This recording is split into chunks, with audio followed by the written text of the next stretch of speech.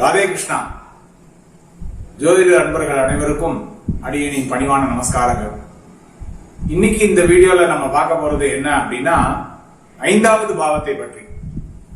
5வது பாவம் என்னென்ன காரணங்கள் எல்லாம் வச்சிருக்கு அப்படின்றத பத்தி பார்க்க போறோம்.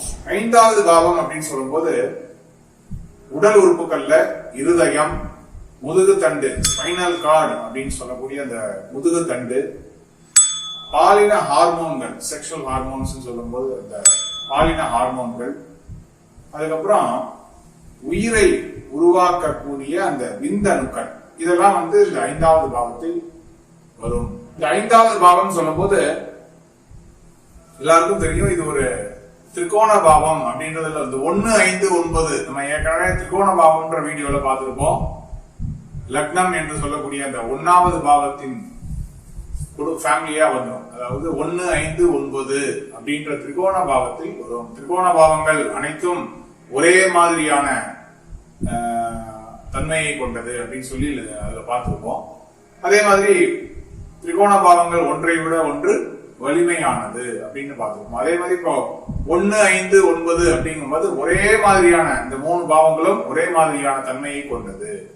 அப்போ ஜாதகர் அப்படின்னு சொல்லக்கூடிய அந்த லக்னத்துக்கு இந்த 5வது பாவம் சப்போர்ட்டா இருக்கும்.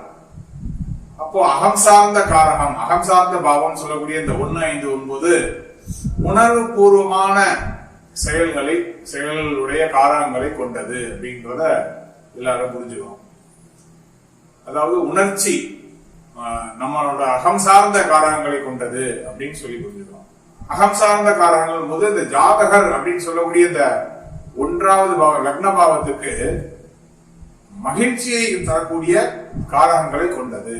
இந்த 5வது பாவமானது ஜாதகர் சொல்லக்கூடிய இந்த லக்ன பாவத்திற்கு மகிழ்ச்சியும் சந்தோஷத்தையும் சேர்க்கக்கூடிய காரணங்களை கொண்டது அப்படின்னு புரிஞ்சுக்கலாம். அப்பதான் மகிழ்ச்சின்றது உணர்வுபூர்வமான விஷயம். அப்போ லக்ன பாவத்திற்கு சப்போர்ட்டா இருக்கக்கூடிய இந்த 5, 9வது பாவங்கள் அகம் சார்ந்த காரகங்களை கொண்டது, மகிழ்ச்சியையும் சந்தோஷத்தையும் ஜாதகருக்கு அதிக அளவில் கொடுக்கக்கூடிய பாவமாக பாவத்தினுடைய காரகங்களை கொண்டது அப்படின்னு புரிஞ்சுக்கணும். இப்போ மகிழ்ச்சி அப்படின்னா ஒருத்தருக்கு எப்போ மகிழ்ச்சி அப்படின்றது கிடைக்கும் அப்படின்னா, ஒருவர் இன்ட்ரெஸ்டா ஒரு வேலையை பார்த்தாலோ, இன்ட்ரெஸ்டான விஷயத்துல ஈடுபட்டாலோ ஒருத்தருக்கு சந்தோஷம் கிடைக்கும் இல்லையா? அப்போ இந்த மகிழ்ச்சின்னு சொல்லக்கூடியது இந்த 5ஆம் பாவத்தின் காரகம். ஒரு செயலை செய்வதன் மூலமாக கிடைக்கக்கூடிய மகிழ்ச்சி அப்படின்றது இந்த 5ஆம் பாவத்தில் வரும். அப்போ சந்தோஷமா இருக்கிறது, ஒரு டூர் போறோம், எல்லாரோடையும் ஜாலியா சுற்றுறோம் அப்படின்றதெல்லாம் இந்த 5ஆம் பாவத்தின் காரகத்தில் வரும். ஒரு விழாக்களில் கலந்து கொண்டு மகிழ்ந்து சந்தோஷமாக இருக்கிறது அப்படின்ற விஷயம்லாம் இந்த 5ஆம் பாவத்தில் வரும். மகிழ்ச்சி அப்படின்னு சொல்லக்கூடிய எந்த ஒரு விஷயமா இருந்தாலும் சொல்லி, நம்ம ஒரு லக்னம் என்ற ஜாதகருக்கு மகிழ்ச்சியை தரக்கூடிய எந்த ஒரு விஷயமாக இருந்தாலும் இந்த 5ஆம் பாவத்தில் வரும் அப்படின்னு புரிஞ்சுக்கணும். எதை செஞ்சாலும் சரி.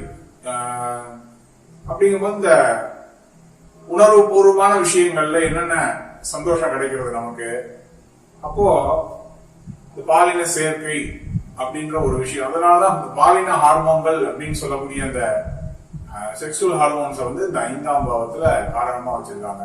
அப்ப அந்த சிற்றின்ப நாட்டம் அப்படின்றது இந்த 5ஆம் பாவத்தை குறிக்கும். அந்த மாதிரி செக்ஷுவல் ரிலேட்டடா உள்ள கிடைக்கக்கூடிய மகிழ்ச்சி, அதுவும் மகிழ்ச்சி தான். ஜாதகர் அப்படின்றத அனுபவிக்கக்கூடியது எந்தெந்த விஷயமோ அதில் கிடைக்கக்கூடிய சந்தோஷம், மகிழ்ச்சி அனைத்தும் இந்த 5ஆம் பாவத்தில் வரும். ஒருத்தர் மகிழ்ச்சியாவே இருக்காரு எப்போதும் அப்படின்னா அவருக்கு பொருள் சம்பாதிக்கிறதுல நாட்டம் வருமா அப்படின்னா வராது.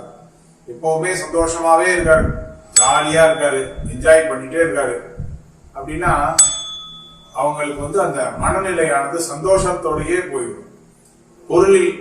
பொருள் ஈட்டுவதில் நாட்டங்கள் வராது, சம்பாதிக்கணும் அப்படின்ற நாட்டம் வராது. உதாரணம் பாத்தீங்கன்னா, இப்போ நம்ம சின்ன வயசுல எல்லாம் ஆனுவல் லீவ் அப்படின்னு சொல்லி விடுவாங்க. 2 மாசம் ஜாலியா ஊர் சுத்துவோம்.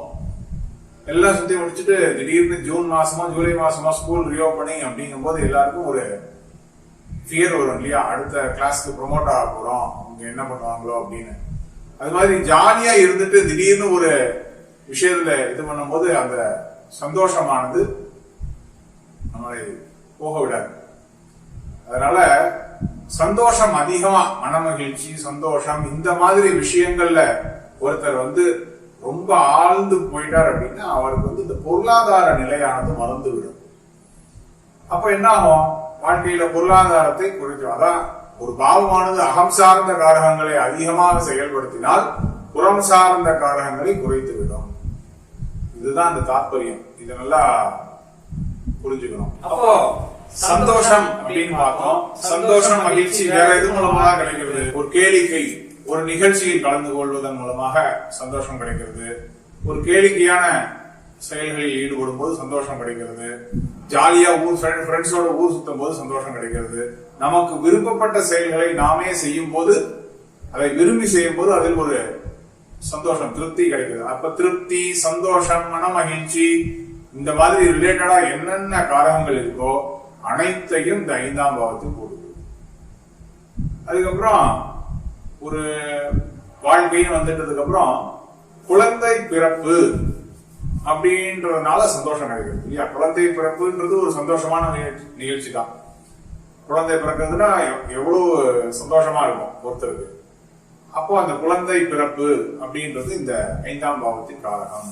அதன் மூலமாக கிடைக்கக்கூடிய சந்தோஷங்கள் எல்லாமே இந்த 5ஆம் பாவத்தில் வரும். அதுக்கப்புறம் ஒப்பனை, மேக்கப் பண்ணி ஒருத்தர் தன்னைத்தானே அழகுபடுத்திக் கொள்றதல். அதாவது அழகு, தன்னை மேக்கப் பண்ணி அழகா வச்சிருவாங்க இல்லையா. எப்ப பார்த்தாலும் 24 மணி நேரம் மேக்கப் பண்ணிட்டே இருப்பாங்க இல்லையா. அந்த மாதிரி ஒப்பனை சொல்லக்கூடிய அந்த, அதாவது ஒருத்தர் தன்னைத்தானே அழகுபடுத்திக் கொள்ளுதல். இப்ப அழகு அப்படின்றது இந்த 5ஆம் பாவத்தின் காரகம். இப்ப அழகுங்கும் போது என்ன, அழகு சம்பந்தமான உள்ள நாடக கலை, சினிமா, ஹீரோயின்ஸ், அதெல்லாம் பாத்தீங்கன்னா அழகு சம்பந்தமான வரக்கூடிய என்னென்ன உண்டோ எல்லாம் இந்த 5ஆம் பாவத்தின் காரகத்தில் வரும். அப்போ கலை அப்படின்னு சொன்னோம். கலை அப்படிங்கும் போது எல்லா விதமான கலைகளும் அனைத்தும் இந்த 5ஆம் பாவத்தில் வரும். நாடகம், சினிமா, எல்லாம் என்னென்ன கலைகள் உண்டோ அனைத்தும் இந்த 5ஆம் பாவத்தில். ஒருத்தருக்கு கலைகள்ல சிறந்து விளங்கணும் அப்படின்னா இந்த 5ஆம் பாவ காரகம், 5ஆம் பாவமானது நன்றா இருக்கும். அதாவது ஜோதிடமும் ஒரு விதமான கலை தான். ஜோதிடமும் 5ஆம் பாவத்தில் வரும். ஜோதிட கலையும் 5ஆம் பாவத்தில் வரும். அப்புறமா பொழுதுபோக்கு, சந்தோஷம், இதெல்லாம் பார்த்தோம். குழந்தை பிறப்பு, ஒப்பனை, மேக்கப், கலைகள், அனைத்து விதமான கலைகள், இதெல்லாம் பார்த்தோம். அப்புறம் உடலை வருத்தாமல் இருத்தல் அப்படின்றது இந்த 5ஆம் பாவத்தின் காரகம்.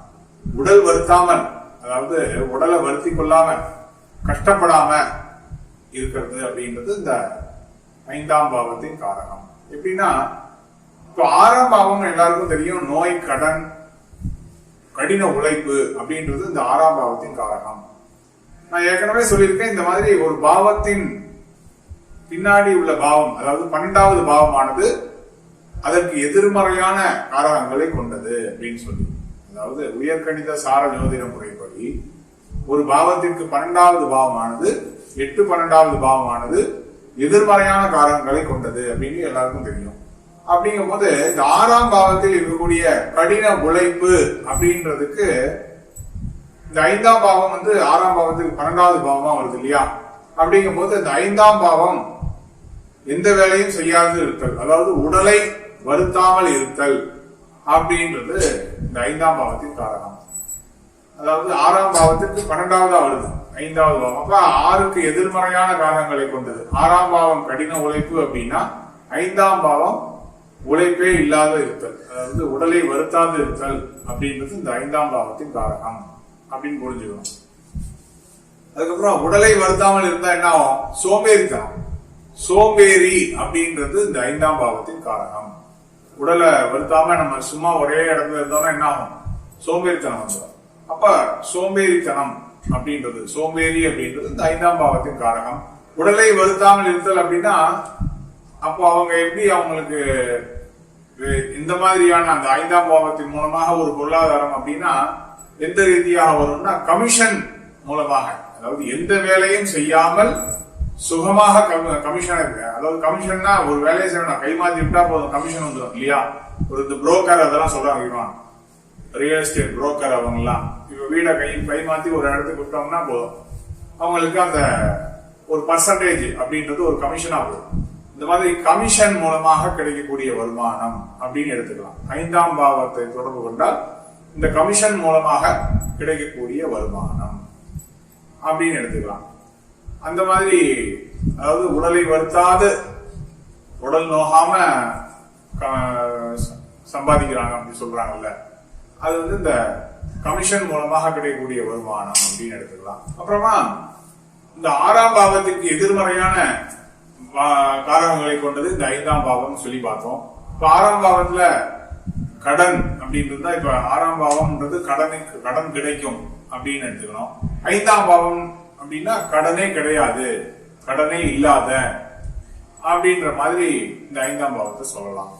அதுக்கப்புறம் கடின உழைப்பு அப்படின்னா இது உழைக்காது இருத்தல் அப்படின்றது இந்த 5ஆம் பாவம். அதுக்கப்புறம் நோய் அப்படின்றது 6ஆம் பாவம்.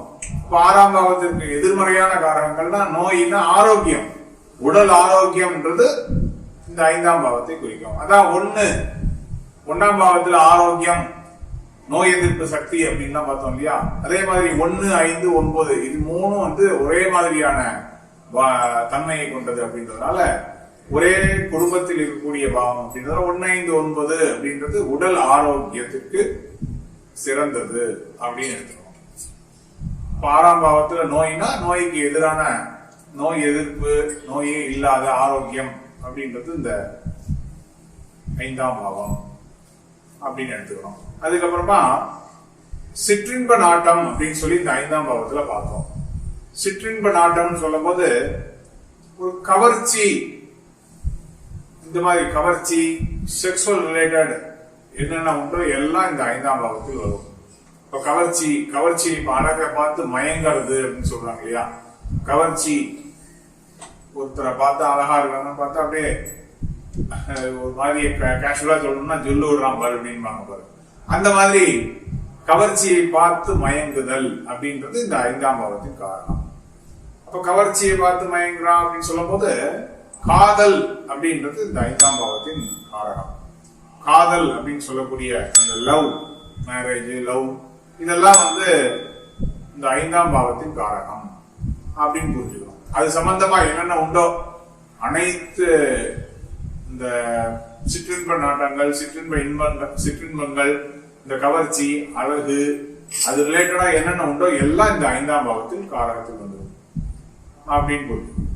பொதுவா இந்த 5ஆம் பாவம் அப்படின்றது உணர்வு பூர்வமான, அதாவது ஜாதகருக்கு அதிகமாக சுகத்தை கொடுக்கக்கூடிய காரகங்களா தான் இந்த 5ஆம் பாவம் அமையும். 5ஆம் பாவ காரகங்கள் இருக்கும். அதாவது ஜாதகருக்கு எந்த ஒரு விஷயத்து மூலமா சுகம் அதிகமா கிடைக்கிறதோ அந்த காரகங்களை எல்லாம் கொண்டதாக இருக்கும் இந்த 5ஆம் பாவம் அப்படின்னு எடுத்துக்கணும். அப்படின்னு கொஞ்சம் பாத்தீங்கன்னாலே உங்களுக்கு புரியும் எந்தெந்த விஷயத்து மூலமாக ஜாதகருக்கு சுகம் கிடைக்கிறதோ அது எல்லாத்தையும் இந்த 5ஆம் பாவத்துல போட்டுக்கலாம். அப்புறம் உதாரணத்துக்கு இப்ப 10ஆம் பாவம் பாத்தீங்கன்னா தொழில் சம்பந்தமான விஷயங்கள்லாம் இருக்கும். 10ஆம் பாவத்துல 10ஆம் பாவம்னாலே தொழில் அப்படின்றது. அப்ப 10ஆம் பாவத்துல தொழில் ரீதியான நிகழ்வுகள் இருக்கும் இல்லையா.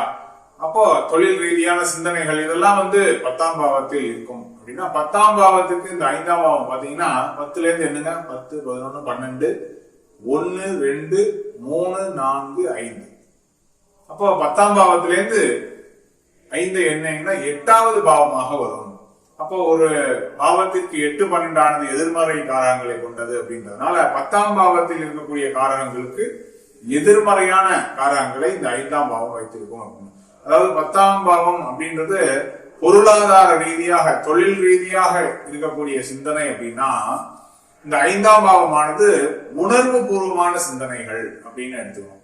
உணர்ச்சி ரீதியாக உள்ள அதுக்கும் இதுக்கும் சம்பந்தமே இருக்காது. அதுக்கும் இதுக்கும் ரொம்ப ஆப்போசிட்டா இருக்கும். 10ஆம் பாவம் எப்பவும் சதா தொழிலே நினைச்சு பிசினஸ் இருப்பாங்க. இப்ப 5ஆம் பாவம் அப்படின்னா அந்த பிசினஸ்ன்ற தாட்டே இருக்காது. ஃபுல்லா என்டர்டைன்மெண்ட், சந்தோஷம், கேளிக்கை, மகிழ்ச்சி, மேக்கப், அந்த மாதிரி தன்னை அழகுபடுத்துதல், இந்த மாதிரியான காரகங்கள், அகம் சார்ந்த காரகங்கள் அதிகமாக இருக்கும் அப்படின்னு புரிஞ்சுக்கணும். அப்புறம் விருந்தோம்பல், ஹாஸ்பிட்டாலிட்டி இதெல்லாம் இல்லையா, இந்த விருந்தோம்பல், மற்றவர்களை மகிழ்வித்தல், இதெல்லாம் வந்து அந்த 5ஆம் பாவத்தின் காரகத்தில் வந்துடும். இந்த மாதிரி காரகங்களை நீங்க ரிலேட் பண்ணி டெவலப் பண்ணிட்டே போனீங்கன்னா உங்களுக்கே நிறைய தோணும்.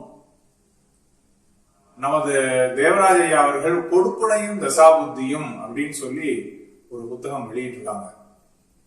அந்த புத்தகத்தில் இருக்கக்கூடிய காரகங்களை படித்தாலே போதும். அதிலே வந்து உங்களுக்கு பிரதான காரகங்கள் முதற்கொண்டு எல்லாமே நல்ல விரிவா எக்ஸ்பிளைன் பண்ணிருப்பாரு. சும்மா ஷார்ட்டா நான் சொல்ற மாதிரி கூட இருக்காது, நல்ல பிரீஃபா இருக்கும். ஒரு காரகம்னு எடுத்தீங்கன்னா அது அகம் சார்ந்ததா புறம் சார்ந்ததா அப்படின்ற மாதிரி சொல்லி, அது வந்து மற்ற ஒரு பாவங்களை தொடர்பு கொள்ளும் போது எந்த மாதிரியான விளைவுகளை தரும் அப்படின்ற மாதிரி ஒரு நல்ல டீட்டெயிலா, எதற்கு எதிர்மறையானது எதற்கு சாதகமானது, அந்த மாதிரி சாதக பாதக விஷயங்களை எல்லாம் நல்லா விரிவா எக்ஸ்பிளைன் பண்ணி அந்த புத்தகத்தில் கொடுத்துருந்தாங்க. ஒரு இமேஜ் ஒன்று ஷேர் பண்றாங்க பாருங்க. அந்த மாதிரி அந்த புக்கு தான் அது. அது வேணும் அப்படின்னா தேவராஜ் ஐயாவுடைய வெப்சைட், அந்த வெப்சைட்ல போயிட்டு நீங்க அந்த புக்கை ஆர்டர் பண்ணீங்கன்னா உங்களுக்கு வரும். அதுல பார்த்து வேணுங்கிற எல்லா டீடைல், இதோட இந்த 5ஆம் பாவத்தின் பிரதான காரகங்கள் மற்றும் இதர காரகங்கள் எல்லாமே உங்களுக்கு வந்து இந்த வீடியோல சொல்லிட்டேன். அடுத்து நெக்ஸ்ட் வீடியோல இன்னொரு பாவத்தை பத்தி பார்க்கலாம். நன்றி.